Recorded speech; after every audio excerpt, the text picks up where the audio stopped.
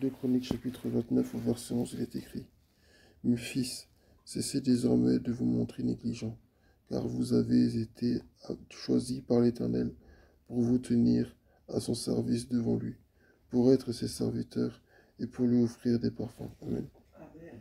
Mes fils, cessez désormais de vous montrer négligents. Le Seigneur, ici c'est un roi, enfin, dans le contexte en tout cas, c'est un roi qui invite ses fils, ses enfants, donc sa descendance, à servir Dieu. Non pas avec des intérêts, mais avec un très grand intérêt. Amen. Il veut que ces enfants-là ne se dédouanent pas du rôle qui leur a été attribué, qu'ils ne se dédouanent pas de la charge qui leur a été confiée, mais qu'au contraire, qu'ils assument leurs responsabilités devant le Seigneur, vis-à-vis d'eux-mêmes, vis-à-vis du peuple, qu'ils assument leurs responsabilités. Et souvent, ce que nous, enfants de Dieu, nous oublions, c'est que nous soyons pasteurs ou non, Dieu nous a donné une responsabilité, pour ne pas dire même des responsabilités.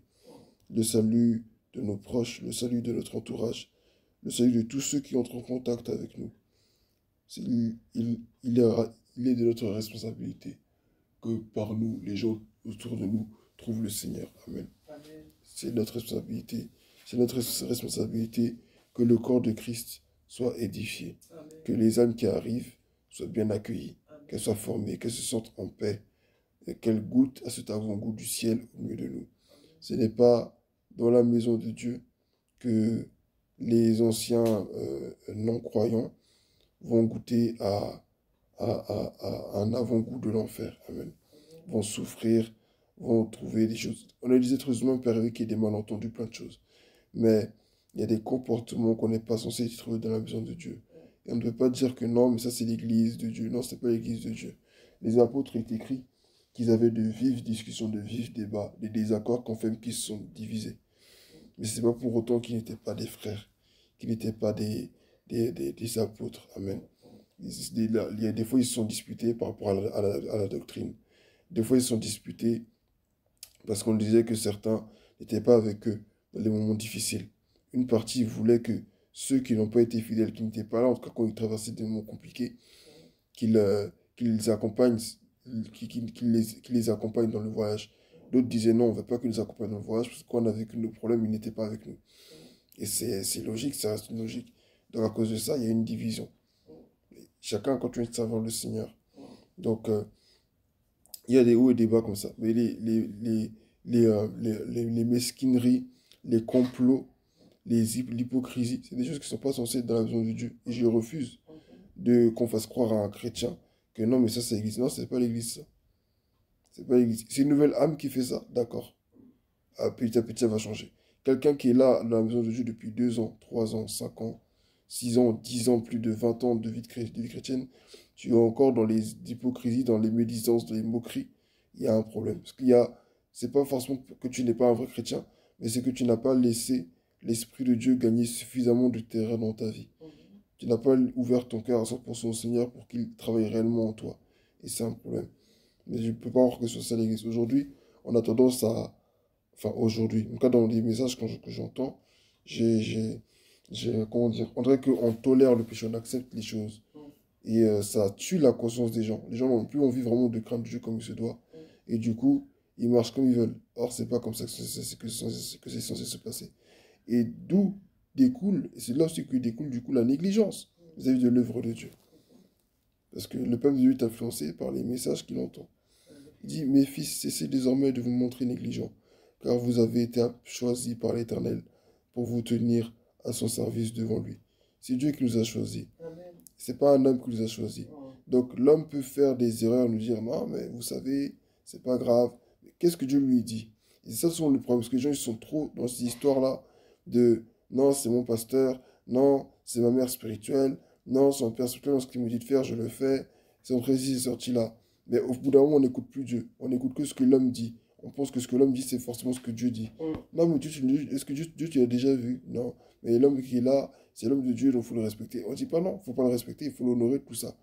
Mais qu'est-ce que Dieu me dit? Comment je vais prier dans l'intimité? Quand je vais ouvrir la Bible, que je vais revenir sur le message, qu'est-ce que le Seigneur me dit à moi personnellement? Qu'est-ce que c'est un message? Des fois, le message peut être bien, peut être vrai, peut être inspiré du Saint-Esprit, mais c'est pas tout le message en entier même qui va te toucher. C'est une petite partie dans le message là qui va te toucher. Parfois, c'est comme ça. Et puis, il y a des fois, le message aussi, il n'est pas entièrement biblique, mais Dieu a permis qu'il y ait une vérité qui te saisisse dedans, qui te touche dedans. Donc, Dieu veut vraiment que nous ne soyons pas négligents vis-à-vis de son œuvre.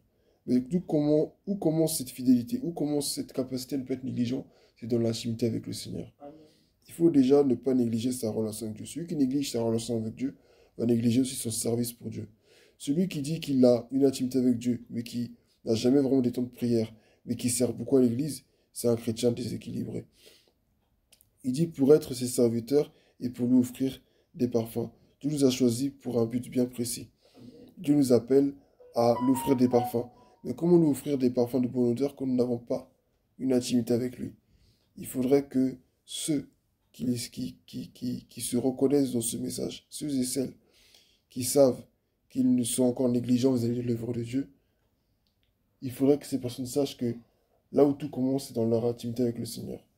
Si tu dis qu'aujourd'hui je prie à 3 heures du matin, que bonheur avec le Seigneur c'est 3 heures du matin, tu dois chaque jour faire en sorte à ce que à 3 heures du matin tu sois là.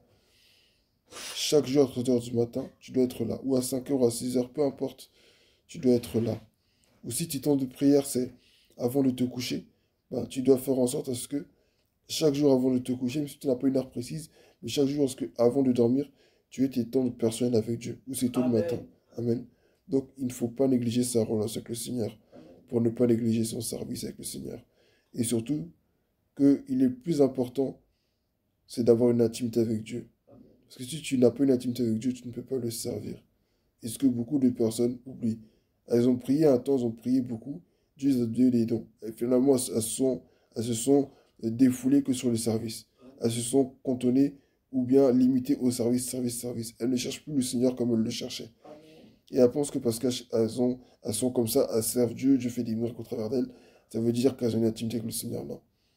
Dieu veut que tu reprennes ton intimité avec lui autant qu'avant.